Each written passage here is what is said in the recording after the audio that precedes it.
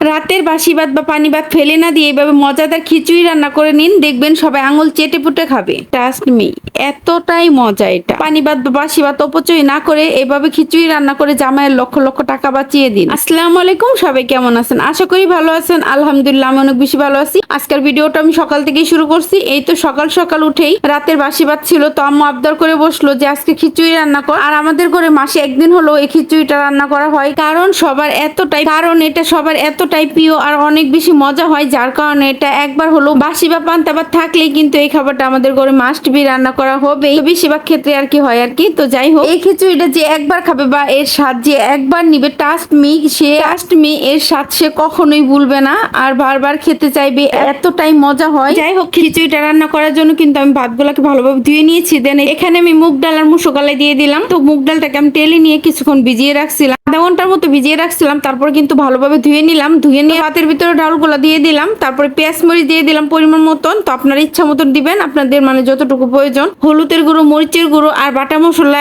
আদা বাটা, রসুন বাটা, পেঁয়াজ বাটা, হালকা গরম মশলা বাটা, আদা বাটা দিয়ে এটাকে ভালোভাবে মেখে নিচ্ছি। আর লবণ তো মাস্ট বি দিতেই হবে, এটা জানি আমরা। তো লবণটা অবশ্যই পরিমাণ মতো দিবেন। তারপরে কিন্তু এটাকে হাত দিয়ে ভালোভাবে চটকে চটকে মাখতে হবে। আর এই খিচুড়িটা কিন্তু মাখার মধ্যেই টেস্ট থাকে, তো যত বেশি মাখবেন ততই বেশি মজা লাগবে। স্কিনে লক্ষ্য করে দেখুন আমি কিভাবে মাখতেছি। তো এইভাবে চটকে চটকে মাখবেন। দেন এই তো মাখা শেষ হলাম, এর ভিতর পরিমাণ মতো পানি দিয়ে দিব। পানি ভাতের এই খিচুড়িটাই কিন্তু পানিটা একটু বেশিই লাগে, কারণ এটা যেহেতু লেটকা খিচুড়ি, পানির পরিমাণটা একটু বেশিই লাগে। যেভাবে রান্না করতে সেভাবে কিন্তু অনেক বেশি মজা হয়, তো বেশি মজা হয়। তো আপনারা কিন্তু বাসায় এইভাবে ট্রাই করতে পারেন। আর কে কে এইভাবে খিচুড়ি রান্না করেন পান্তা ভাতে বা পানি ভাতে বা বাসি ভাতে, অবশ্যই কমেন্টসে জানাবেন। এই খিচুড়িটা কিন্তু অনেক বেশি মজা হয়। যাই হোক, রান্না করতেও সিম্পল আর খেতেও অনেক বেশি মজা। আপনারা চাইলে এর ভিতর মাংস দিয়ে নিতে পারেন, গরুর মাংস, মুরগির মাংস, কিংবা কলিজা, মুরগির যে কলিজা ঘিলা এগুলো থাকে, এগুলো দিয়েও রান্না করে নিতে পারেন। তো আমার কাছে পার্সোনালি এমনিতেই বেশি ভালো লাগে এই খিচুড়ি। যাই হোক, তারপর মাংস দিলে অন্যরকম টেস্ট। আর হ্যাঁ, ভিডিওর শুরুতেই বলছিলাম যে এই খিচুড়িটা রান্না করে জামাইয়ের লক্ষ লক্ষ টাকা বাঁচিয়ে দেন। আসলে এই কথাটা মজা চলেই বলছিলাম,